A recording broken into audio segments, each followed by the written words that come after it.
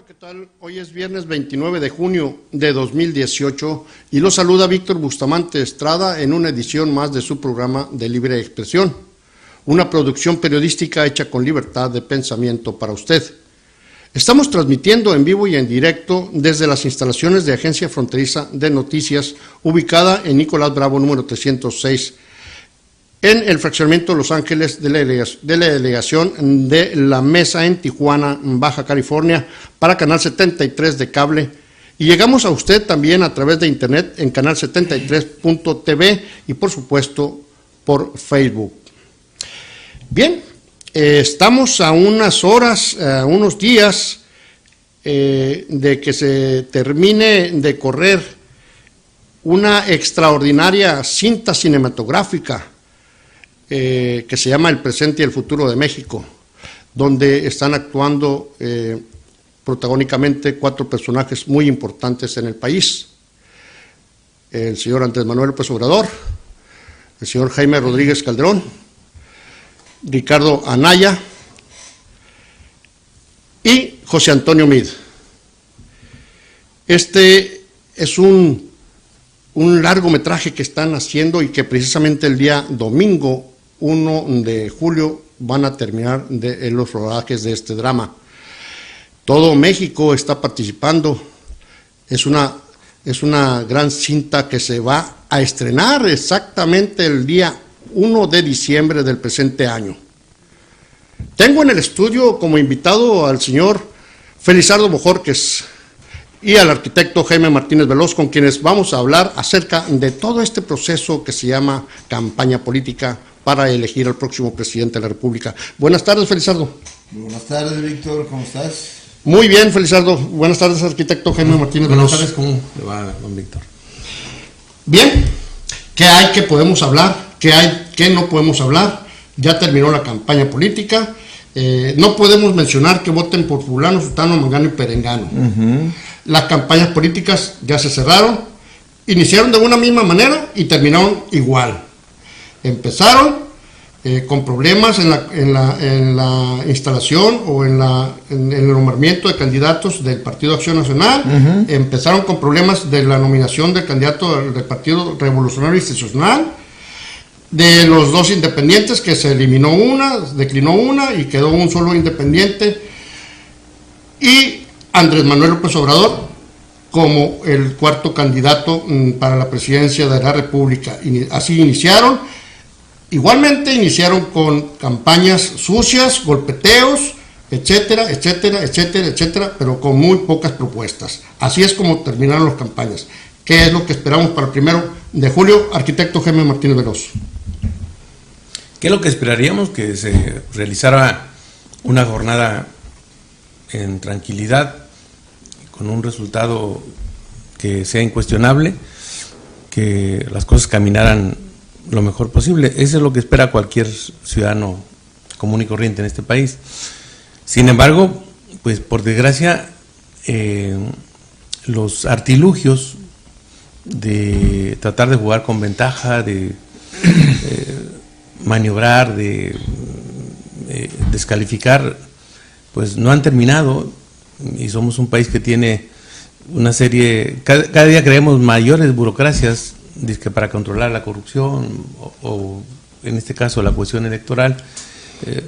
Gastamos un enorme titipuchal de dinero y resulta que todavía tenemos pues mecanismos que me parece que no son propios de una democracia. Muy bien, Felizardo Bojorquez es un hombre de comunicación, un hombre de trabajo, de esfuerzo, y es un hombre plenamente identificado dentro de los medios de comunicación. Yo le digo que es parte del inventario de Radio Enciso.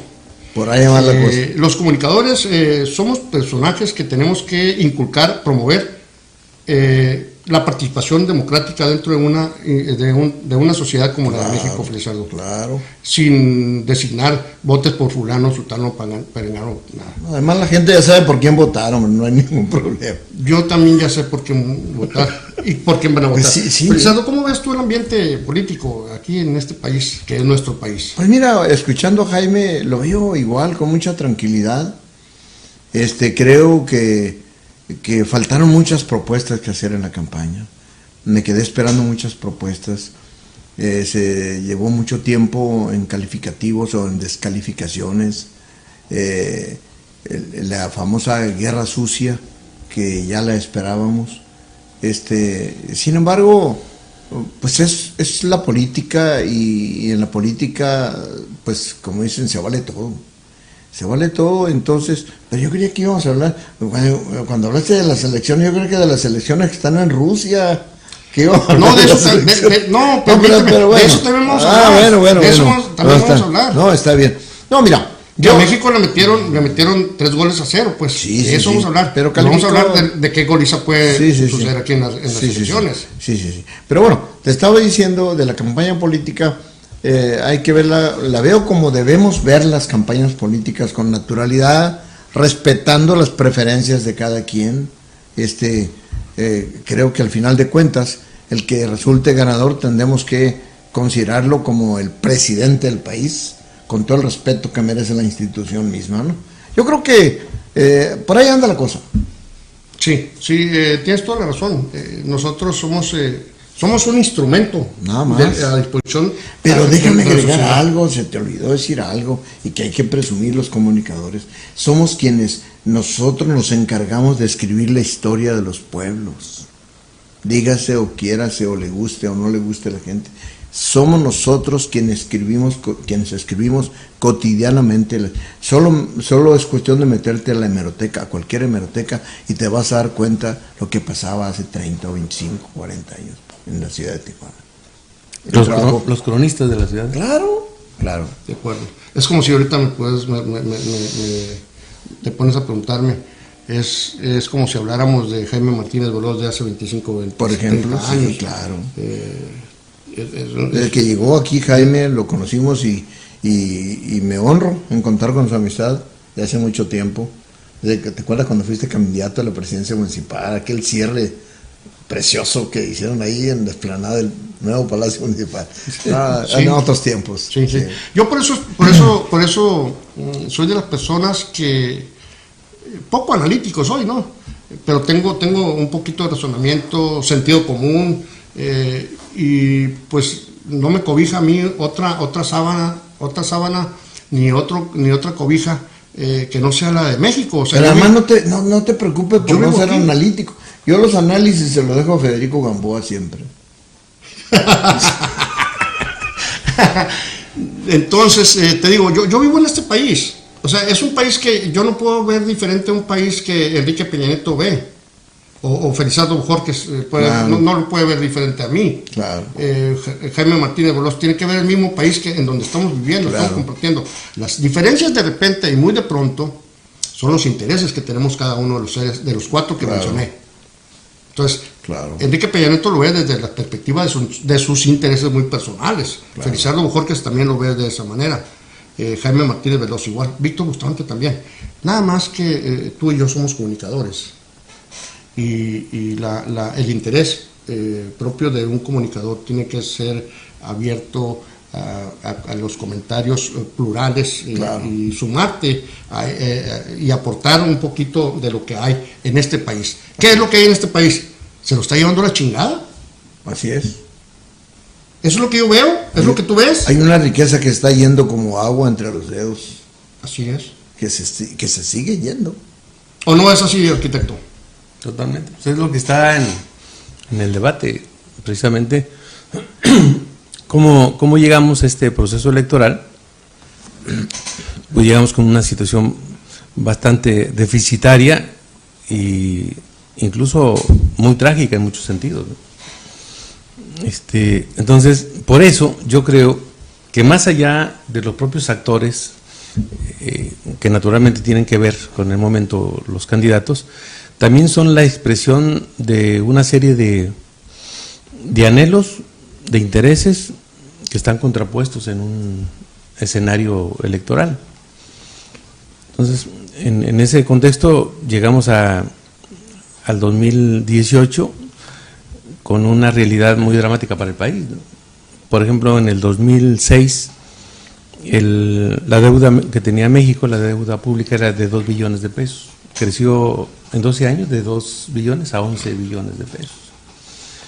En el sexenio de Calderón y en el de Peña se hace un énfasis en la inversión pública en materia de seguridad, se incrementa el presupuesto en materia de seguridad, naturalmente se contiene lo que es salud y educación, y tenemos los resultados de que hay un mayor número de homicidios en estos 2 sexenios, producto de que tenemos un Estado débil, de que no hay una estrategia clara para combatir los flagelos que tienen que ver con el crimen organizado.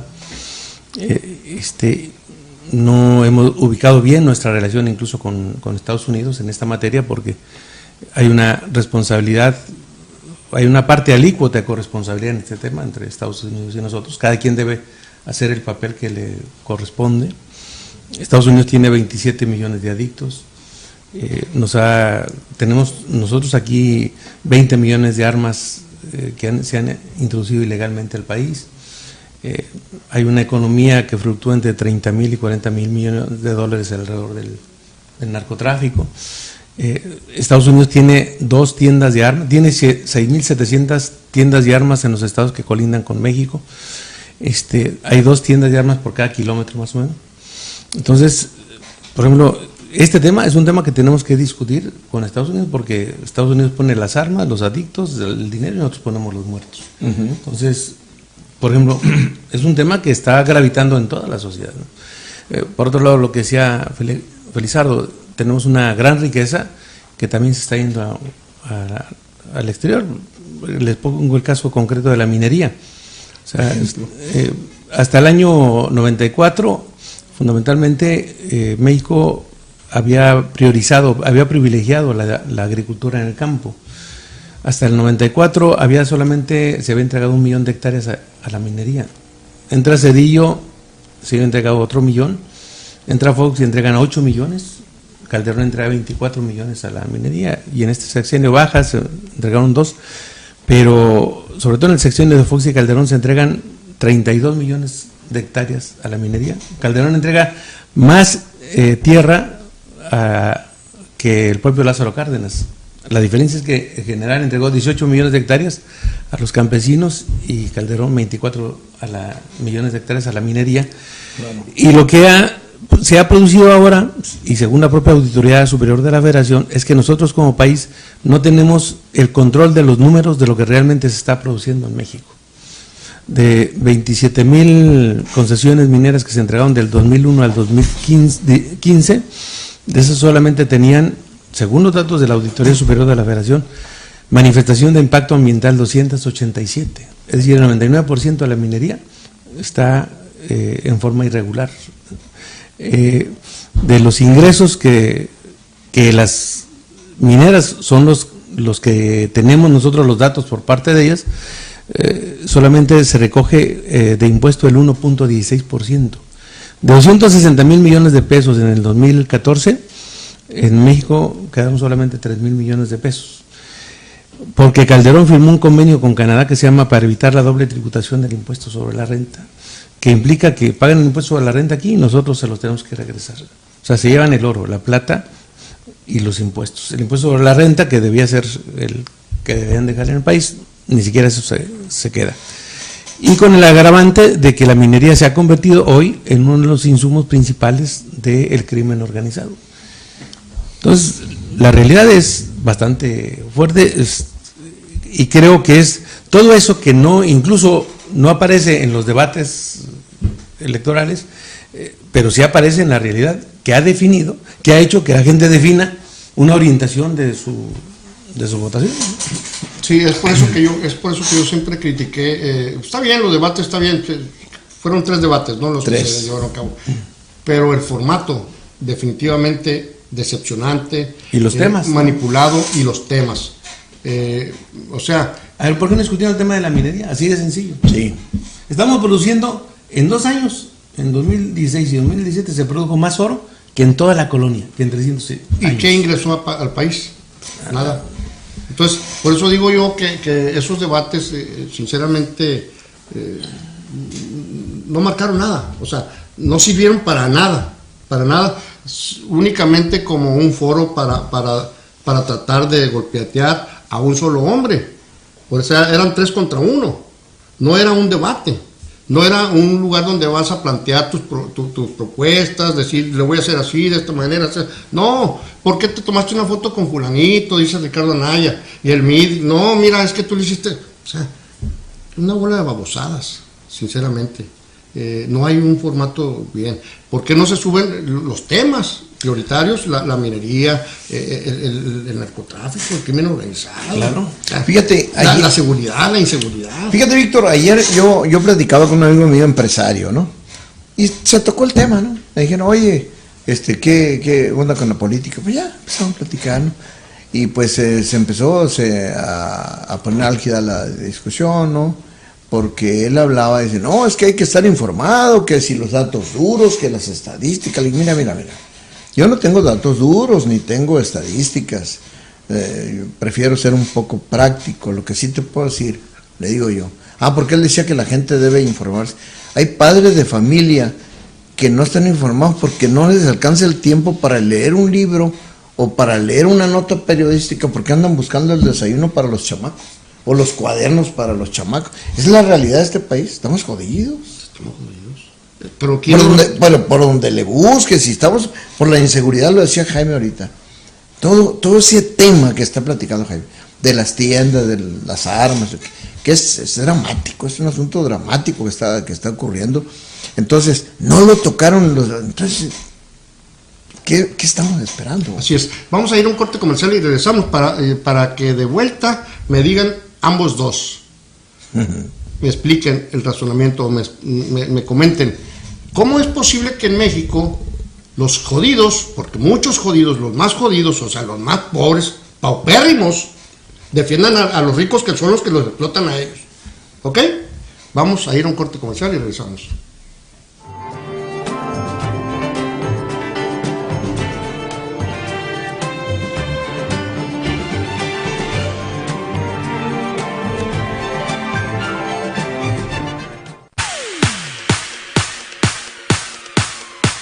En Plaza Ejido Mazatlán contamos con una variedad de servicios: médicos especialistas, restaurantes, dulcería, diversos talleres, imprenta y mucho más.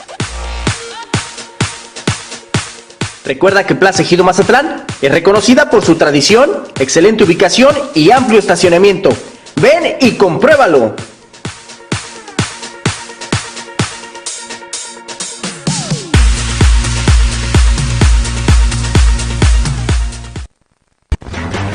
¡Vieja! ¡Tengo hambre! ¡Dame algo de comer con unas tortillas calientitas! ¡Qué bueno que llegaste, vieja! Ahora te digo algo de comer. Aquí tienes las tortillas calientitas como te gustan, mi amor. Vieja, esas tortillas están muy malas. ¿Dónde las compraste, pues? Pues a un señor que iba pasando. Ahí está, vieja. Para tortillas, las de Tortillería El Diamante número 2. Está ubicada en el Boulevard Benito Juárez, número 901, donde además de tortillas, le ofrecemos masa para tamales y tortillas de harina, sirviéndole desde 1967. Para su mayor comodidad, contamos con servicio a domicilio. Tortillería El Diamante número 2 ¡lo espera! Ahora sí, mi viejo comerá las mejores tortillas, las del Diamante número 2. También contamos con tortilla para buñuelos preparada, masa preparada para tamales de piña y fresa, masa preparada con sal y masa normal. Lo ordena y se le prepara al momento. Tortillería El Diamante número 2 ¡lo espera!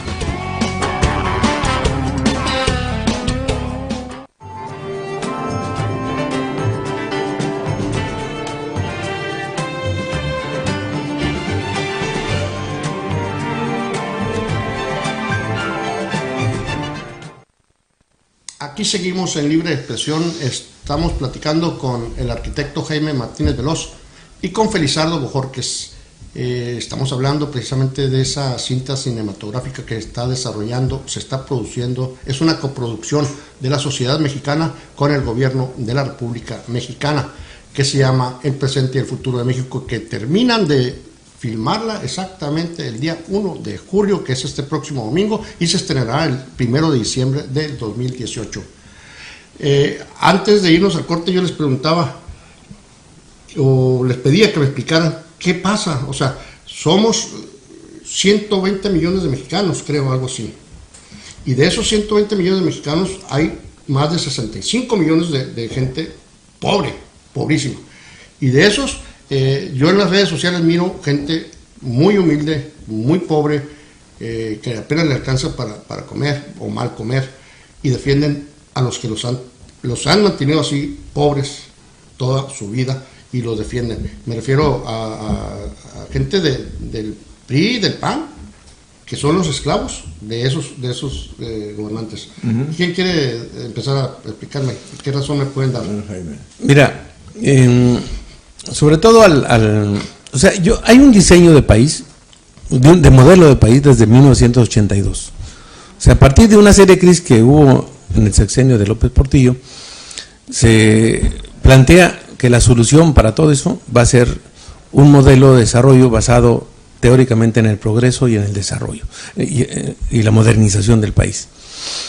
Y un núcleo que le llamaron tecnócratas empieza a construir una serie de mecanismos para que los activos que tiene el Estado pasen a la iniciativa privada, sobre la base de que hay muchas de las acciones que el gobierno no debe hacer porque las debe hacer la iniciativa privada. Y evidentemente hay muchas acciones que el Estado hacía y que las podía hacer la empresa privada, pero no todas las mismas actividades tienen la misma ponderación.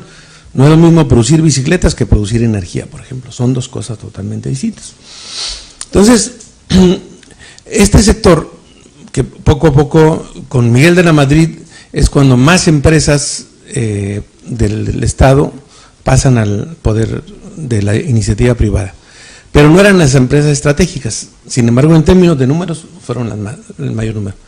Cuando entra Salinas, pues ya empieza a haber Telmex, los bancos, las siderúrgicas, con Cedillo los ferrocarriles, quiere impulsar lo de la energía, él, Fox y Calderón, medianamente pueden, hacen un artilugio ahí en el artículo 27 constitucional, donde remiten a una ley reglamentaria cuestiones que desde mi punto de vista era anticonstitucional, que no podían meter dentro de la Constitución.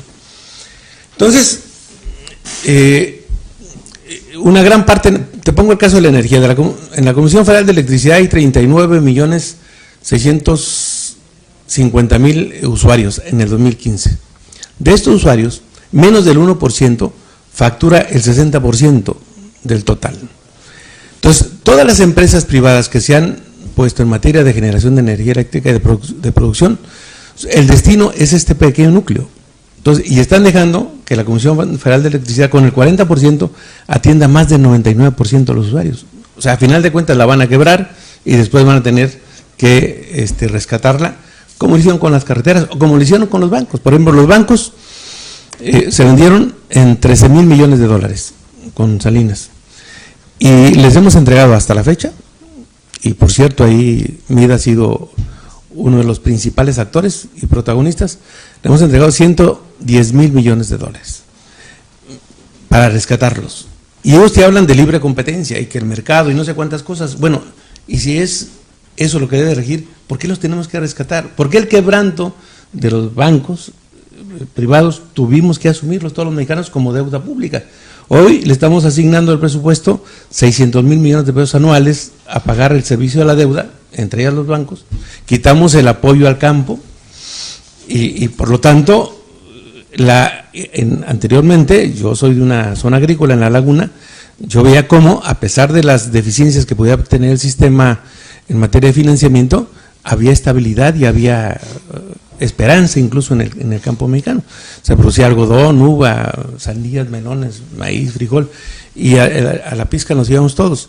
Y hoy se ha dejado de lado eso, que tenemos un modelo donde hemos privilegiado, por ejemplo, la importación de maíz. Importamos entre 16 o 20 millones de toneladas de maíz, cuando aquí las podemos producir, o cuando menos una gran cantidad de ellas, importar menos. Y además eso te permitiría darle mucho empleo a muchos campesinos que no ven opciones en la vida. Entonces diseñaron todo esto, y para los pobres, en lugar de potenciar el empleo y la producción, se diseña un esquema que se llama se llama Oportunidad, Progresa, ha tenido diferentes nombres, que son de alguna manera apoyos, pero que en el fondo no han contribuido a salir de la pobreza.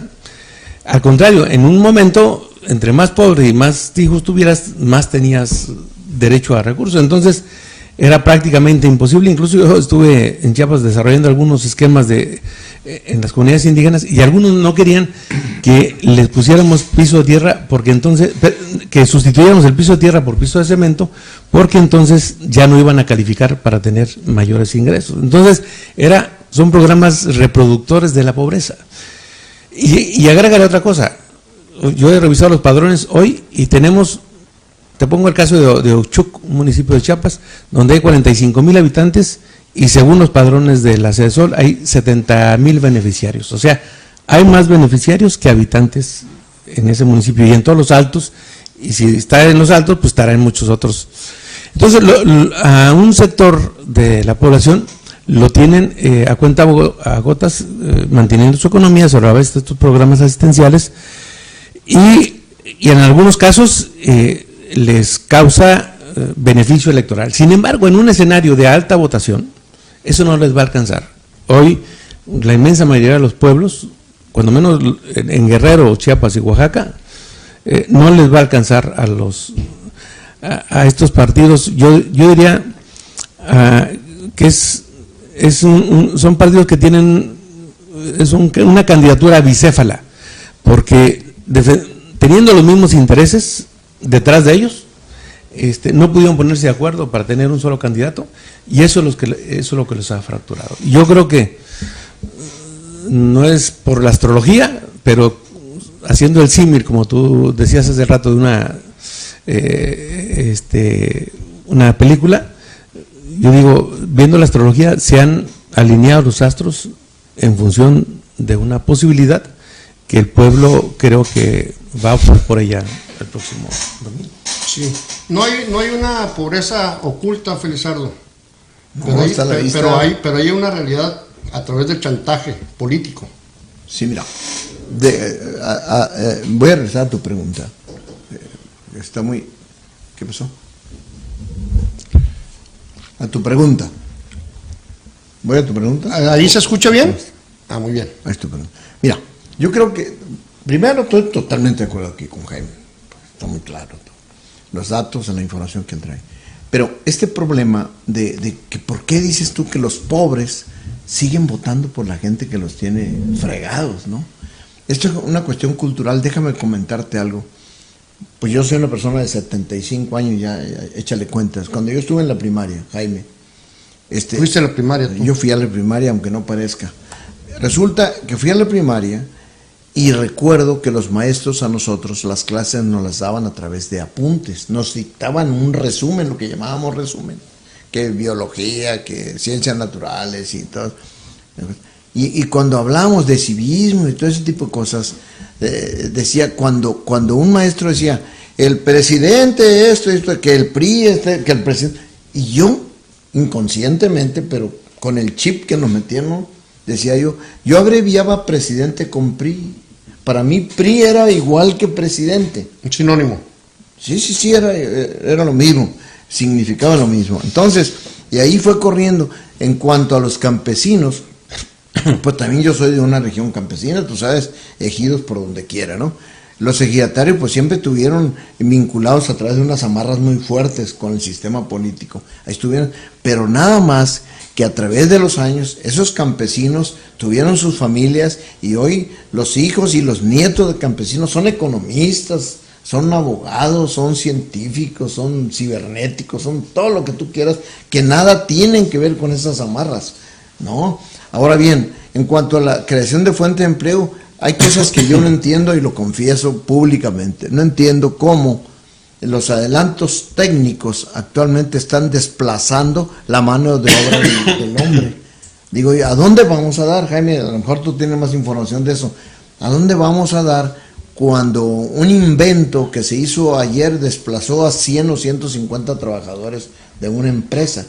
Entonces, para mí es un problema muy complejo, definitivamente, Pero sí estoy consciente de la realidad, estamos mal, el país anda mal. Hablamos de la minería, y si te vas a los litorales, si te vas al campo mexicano, si te vas a la inseguridad pública, es decir, estamos mal. Sí, déjame decirte, Felizardo, a lo que te refieres tú ahorita de por qué. ¿Por qué dices tú? Porque tú fuiste a la escuela, etcétera, todo lo que te enseñaron, todo lo que aprendiste, de que había un sistema PRI, gobierno. Sí. Y luego hablas de de que llegó los avances científicos de desarrollo, técnicos, etcétera, etcétera. Sí. Aún sin embargo, a través de esos sistemas que ya existen, sigues viendo más gente pobre que cuando tú eres joven, cuando tú fuiste niño, que cuando yo fui niño. Sí, claro. Hay más pobreza hoy en día. Me estoy refiriendo a la realidad que estamos viviendo. Y simplemente nomás yo pregunto, ¿por qué? Yo le pregunto a cualquier economista que dicen que son los doctores de la sociedad, pues ellos son doctores malos porque la sociedad cada vez está más mal. Entonces yo le pregunto a cualquier economista, dime por qué cada fin de semana yo compro menos cosas con 500 pesos. Por poner una cantidad nada más. Por lo que estamos hablando. Ah, bueno. Pues, por lo que estamos hablando. Entonces, no es así, arquitecto. Es la razón por la que están ocurriendo las cosas. Y es la razón por la que ahorita estamos a punto de... Déjame reiterar, un cambio. Déjame decirte otra cosa. Sí. He visto en las redes sociales una fotografía donde muestran los jóvenes, dice, los jóvenes estudiantes vamos a hacer y vamos a lograr el cambio que los adultos no pudieron.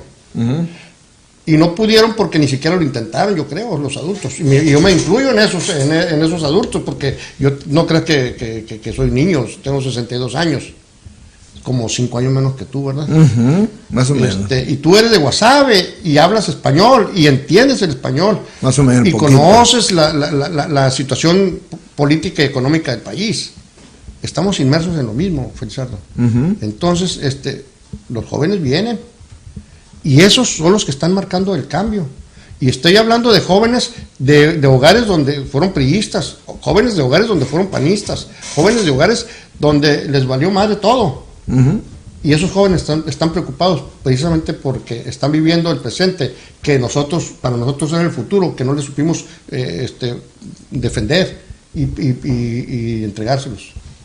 Es que, yo te diría, es que hay muchos paradigmas que cambiaron y que cayeron. Mira, por desgracia, los partidos, que en esencia deben ser los vehículos para conducir los anhelos de los sectores que piensan como lo que dice el partido, que se vean expresados por ellos, pues resulta que hoy el PRI y el PAN no lo son. O sea, el PRI postuló un personaje desligado a sus orígenes, vinculado a Acción Nacional. Tú ves a Fox a un lado, al senador de Puebla del PAN ahí. Sí, entonces los priistas dicen, bueno, ¿y nosotros qué tenemos que ver con esto?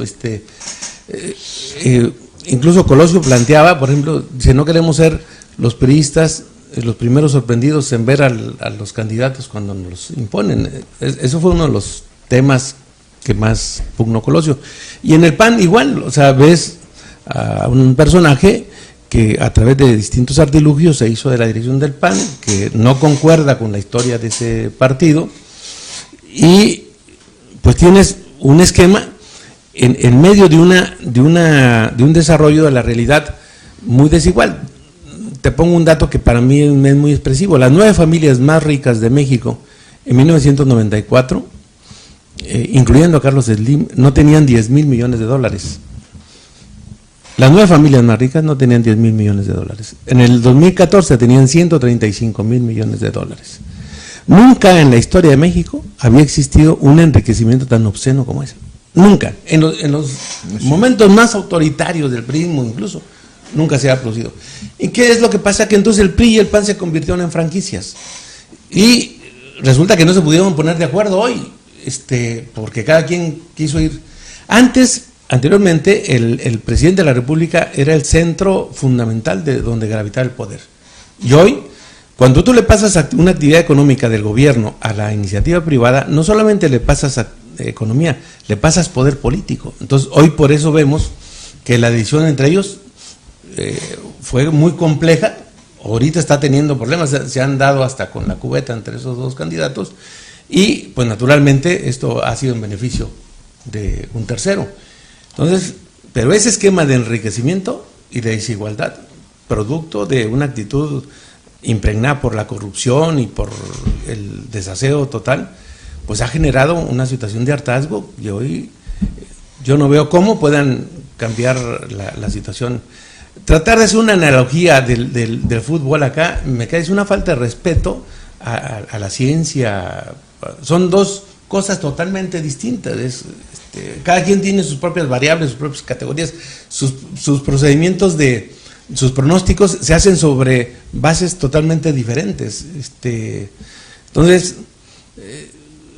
¿por qué mejor no asumimos que la realidad es así? Que tenemos una realidad dramática. Que las personas que no hicieron esto en 12 años no nos pueden decir ahora que van a cambiar el tema de la inseguridad, que van a tener el control hoy del armamento de las aduanas que entra al país, ¿o no? Si no lo hicieron en 12 años, ¿cómo lo vas a creer? Además lo generaron ellos. Además Sí, por eso esa es la idea de este programa del día de hoy, es lo que intento aportar, un pequeño granito a la cordialidad, a la cordura, a la mesura, si se puede decir, para que entienda la gente que nos está viendo en su casa, en su oficina, en cualquier parte del mundo que nos vean, que no es viable ni es aceptable que un tipo como José Antonio Meade, que ha estado siempre en el poder, llámese PAN y llámese PRI, que ni siquiera es priista, lo hicieron candidato a la presidencia de la República. Y como lo sabemos todo el tiempo en México, que de por sí siempre hemos sabido que Estados Unidos es el que participa dentro de las designaciones de los candidatos a la presidencia de la República por parte del PRI. En este caso fue Meade, porque hasta tuvieron que hacer una reforma interior del Partido Revolucionario Institucional para que pudiera ser candidato José Antonio Meade. Enfrente del edificio del Partido Revolucionario Institucional estuvo esperando en el café, acompañada con José Luis Videgaray, la embajadora de Estados Unidos en México, Johnson, algo así se pide la señora esa, que ya no lo es, para el nombramiento de José Antonio Meade. Todo eso lo sabemos, todo eso lo percibimos. Entonces, ¿cómo es posible que yo, por ejemplo, José Antonio Meade fue secretario de Hacienda y Crédito Público, viene aquí a Baja California y nos dice que él va a nacionalizar, va a regularizar todos los 800, 900 y tantos mil carros, chocolates que hay en el país? Si fue secretario de Hacienda y Crédito Público no lo quiso hacer. Hablando de cositas pequeñas, más lo que se robó cuando estuvo en Cedesol, 12 mil millones de pesos, algo así, ¿no? O sea, ¿a quién quieren engañar? A mí me da mucha pena eso. Y no me da pena por José Antonio Meade, no me da pena por ese partido, me da pena por la gente que le cree. Eso es lo que me da pena. ¿A ti no te da pena? Me da lástima, los señores. ¿No? Entonces, ¿qué hay? ¿Va a haber seguridad? ¿Cuál seguridad? No la hubo, ni les ha interesado tener seguridad. A ellos, al darle la entrada yo a esto, dije, los intereses de cada quien son los que ven, no los intereses de Víctor Bustamante, ni de la sociedad mexicana. Pero nunca ha sido diferente, la política siempre ha obedecido a intereses.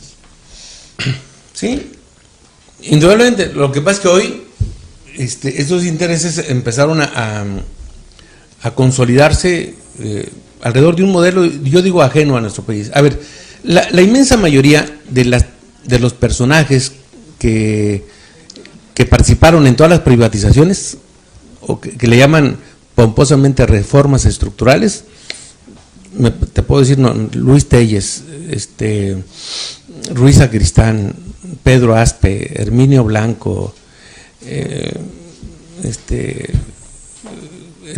del banco, ¿cómo se llama?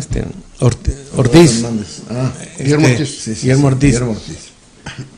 Bueno, los directores de petróleo, de Pemex, que dijeron que ya, incluso el propio presidente de la República dijo que no habíamos terminado la gallina de los huevos de oro, y resulta que se abren las rondas y encontramos que hay todavía muchos recursos. Hay todavía huevos en la canasta, pues. Sí, A ver, el director, por ejemplo, de Petroval, que es la empresa que tiene Bayeres, que es uno de los más ricos de México, que dedica a la minería, renunció en el 2014, febrero de 2014, para hacerse en el febrero de 2015 director de Petroval. Él era director de exploración de Pemex. O sea, todo este sector que te decía que ya el Estado no debía hacer este tipo de actividades, las privatiza, incluso Zedillo privatiza los ferrocarriles. Me dejó de hablar, se enojó mucho porque yo voté en contra de la privatización de los ferrocarriles, y se convierte luego en empleado de esas empresas. Eso pervirtió mucho. O sea, yo entiendo, a ver, que tú digas, lo mejor para el país es que este bien se maneje de esta manera y te haga las proyecciones, pero resulta que después de esta gente que vomita la política, este grupo tecnocrático, dicen que los políticos somos los peores, y es cierto, quizá, pero también hay una parte alícuota donde ellos tienen una gran responsabilidad. Y cuando uno le hace caso a la consigna, ellos utilizaban la forma autoritaria de controlar las cámaras para imponer sus criterios. Yo le dije a mis compañeros cuando voté en contra de la reforma del 27 para vender los satélites y los ferrocarriles, en el PRI me acusaron de traidor. Incluso yo hablé con ellos y les dije, a ver, compañeros, este asunto tiene que ver con la nación.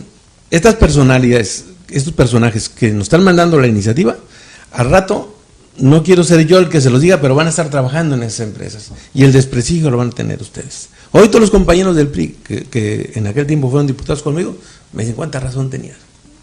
Porque ellos pagaron el desgaste, la cuota de desgaste político, el incremento del IVA, allá del 10 al 15%, nosotros pugnamos mucho, porque en la frontera no se hiciera, en el 1995, hoy, en lugar de incrementar el IVA en la frontera, por ejemplo, ¿por qué no cancelaron ese convenio con Canadá, donde nos podía dejar entre 60 a 80 mil millones de pesos, en lugar de incrementar el IVA en la frontera? O sea, si hay mecanismos para que el Estado tenga recursos, pero, o sea, ¿cómo puede ser posible que tú eso es traición a la patria? O sea, Calderón y Fox, que es en el tiempo donde se firma este convenio, ¿cómo pueden firmar que los impuestos que se deben de quedar en el país se vayan al extranjero? O sea, no se llevan la plata, se llevan el oro, se llevan los impuestos. Y además nos dejan aquí la contaminación del medio ambiente, una ruptura en el tejido social, y además se fortalece el crimen organizado. Ya sea porque el crimen chantajea a las mineras o porque las mineras los contratan para que le metan temor a los... Para simular. No, y metan temor a las comunidades. Sí, y proteger sus intereses. En Carrizalillo, por ejemplo, donde está la minera Gold Corp, ahí han ejecutado a 68. Para ellos ha sido una desgracia. Sí, cuando yo hablo de simular, ellos simulan que son parte del crimen organizado y ellos son los que están encima de los dueños de la minera, pero no, están trabajando con el dueño de la minera. Claro. Entonces explotan a los trabajadores y los asustan. Víctor, ellos lo han declarado. Hay un minero que se llama empresario canadiense Robert McQueen, que él así descaradamente dice, nosotros tenemos relación con el crimen organizado. Tú imagínate que alguien de nosotros dijera eso, pues estaría entambado. Pero ellos, o sea, han sido protegidos por un sector del gobierno. Naturalmente, bueno, eso la gente lo está viendo y dice, ya estuvo suave. Arquitecto, usted fue delegado de la CESOL aquí en Baja California. Y hablamos hace rato sobre Prospera, sobre oportunidades.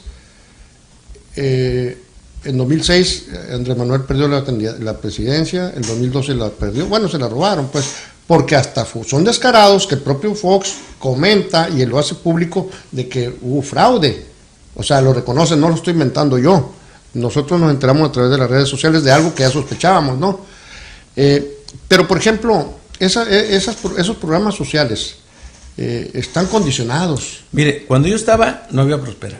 O sea, la apuesta nuestra, la apuesta de muchos que nos incorporamos fue a Solidaridad, a un proyecto político de participación comunitaria, donde se potenciaba con la participación de la sociedad la inversión pública. Por ejemplo, aquí, los que me estarán escuchando no me dejarán mentir, nosotros aquí construíamos rampas y escaleras para los accesos a las colonias. El programa ponía la maquinaria y el concreto, la gente ponía la mano de obra, las juntas plásticas, todo lo demás, salía la obra más barata, la gente participaba y era un gusto. Pero a lo que yo voy es a lo siguiente, cuando Andrés Manuel López Obrador fue jefe de gobierno en la Ciudad de México, él implementó las licencias, ¿no? Las licencias, esas que no se te vencen, licencia para conducir de automovilista. Las criticaron, pero siguen funcionando, o sea, ya no tienes que estar yendo a sacar la licencia, que tiene 6 años, 3 años, no. Y no se puede hacer esos programas de Prospera, de esos programas de Cedesol. Decirle a las personas, ok, tú tienes este programa, te estamos dando 1,500 pesos al mes. Pero cuando van a cobrar 1,500 pesos al mes, ellos gastan 800 pesos. ¿Por qué? Porque tiene que ir a la oficina, no llegó, sí llegó, ellos pagan taxi, pagan camión, hacen un gasto como de 800 pesos.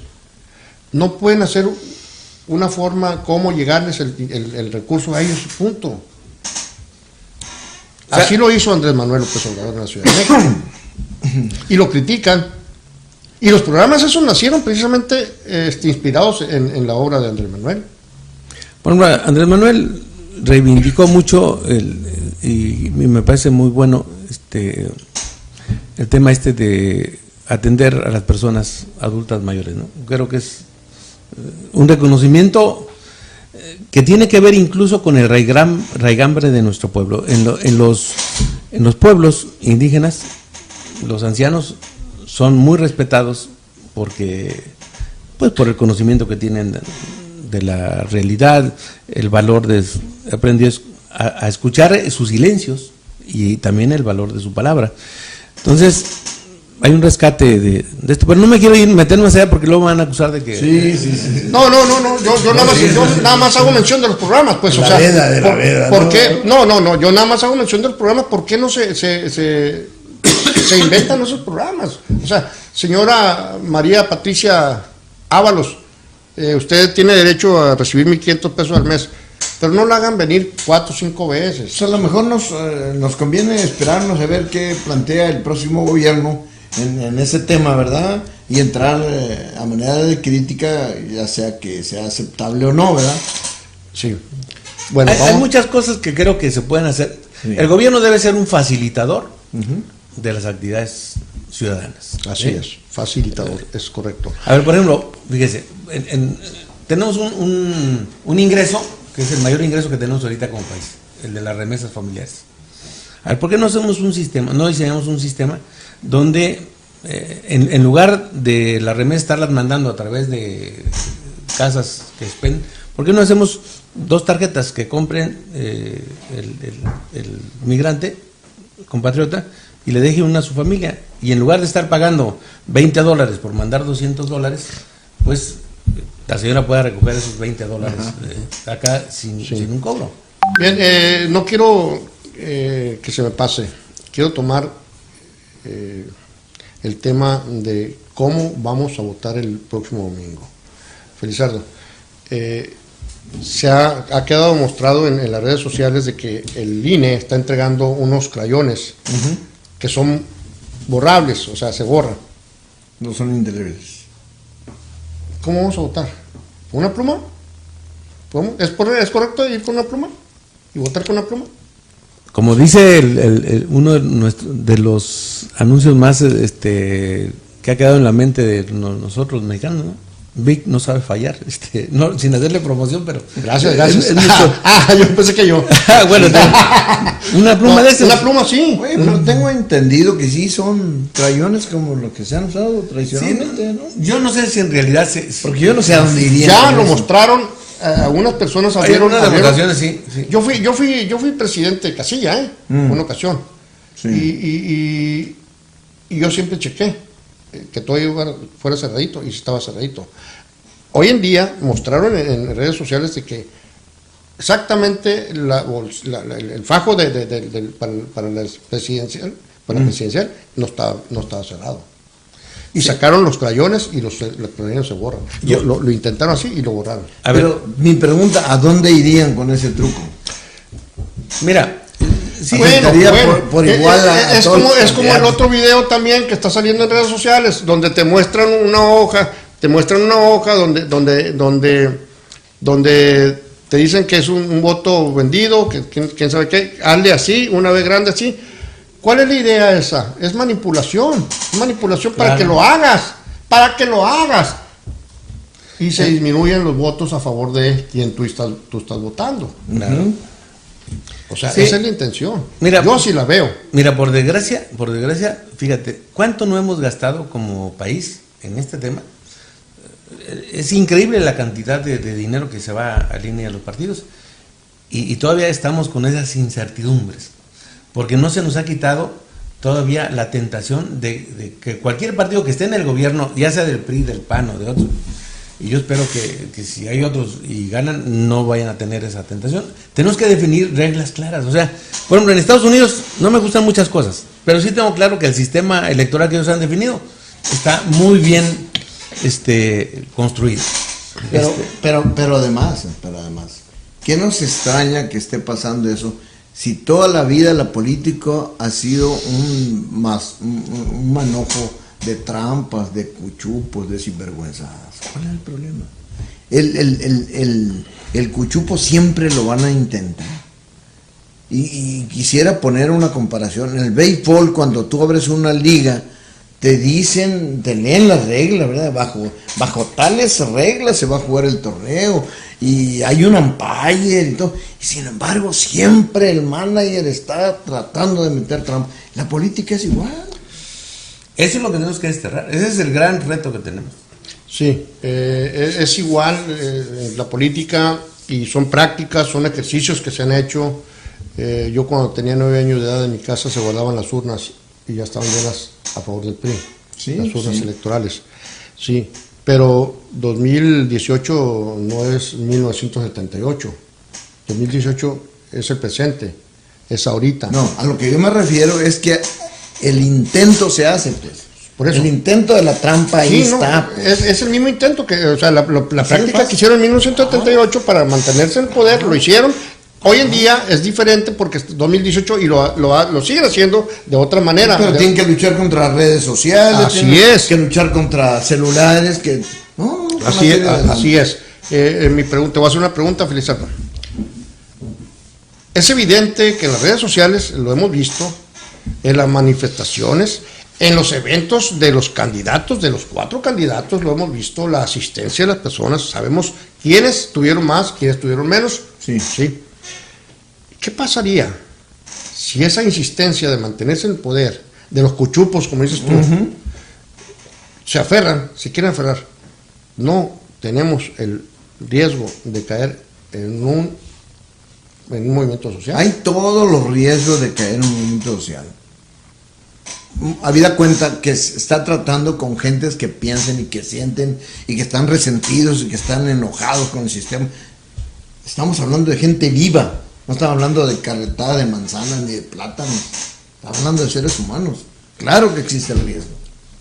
Entonces habría que pedirle a la gente que está en poder, a los protagonistas ahorita, de que sean un poquito más mesurados y se preocupen por cerrar cuando menos lo mejor posible en los últimos 6 meses que le queda de gobierno, y acepten la derrota. Mira, hay Bueno, primero hay canales, ¿no? Sí la hay, dije. Mira, a mí yo he estado en la política y conozco lo bueno y lo malo, ¿verdad? Y yo nunca diré soy un aspirante a ser una hermana de la caridad, porque no estoy en un convento, estoy en la política, en donde está el trancazo, ¿no?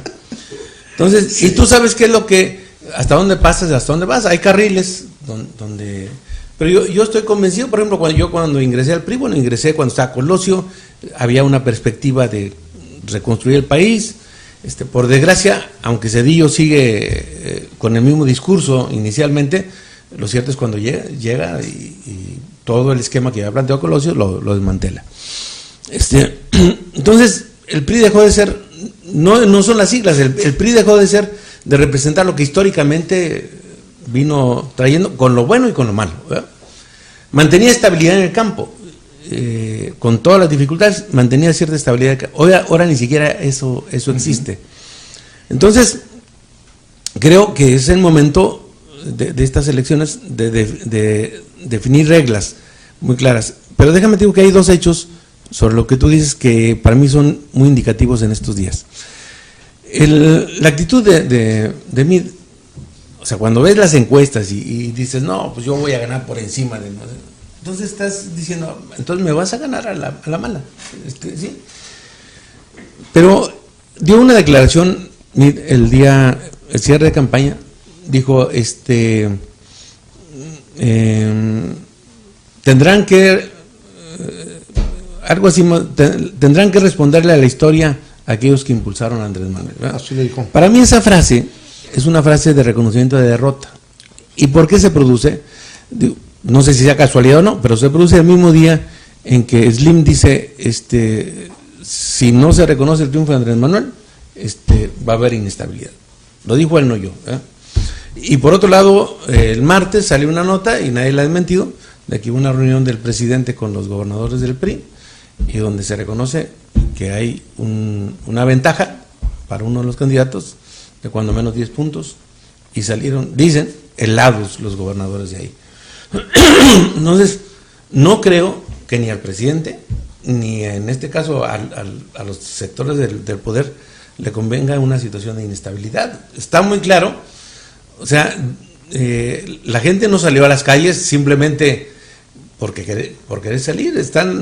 Puedes ver en todo el país cómo la gente ha salido a apoyar a uno de los candidatos, y son ejercicios donde la gente que ha estado ahí, yo estuve aquí en 2 eventos, y ves la calidez y ves una perspectiva distinta de la vida. Entonces, yo diría que si ellos tienen claro de que lo mejor es respetar la voluntad popular, creo que nos va a ir bien a todos, incluyendo a ellos mismos.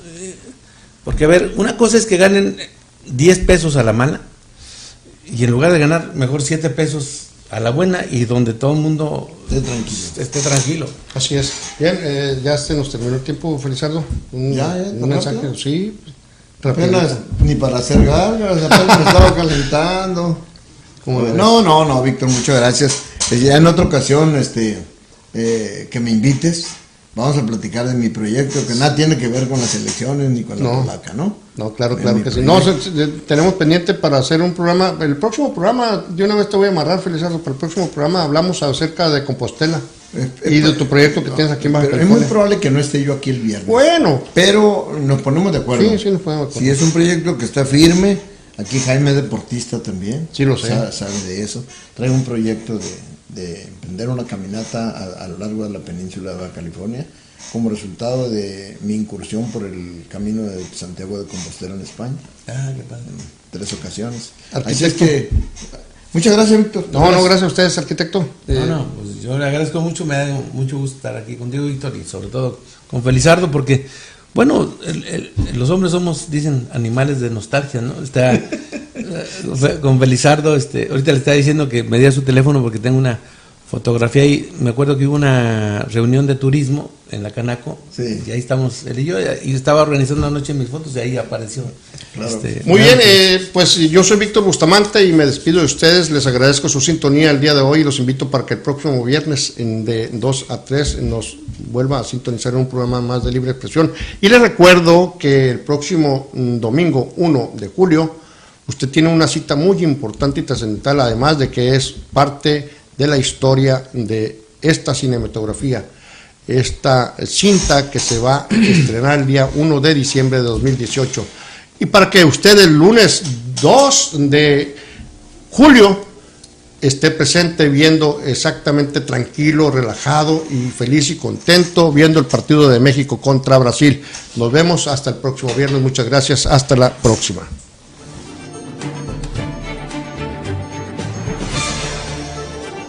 florido, abarrotes y béisbol.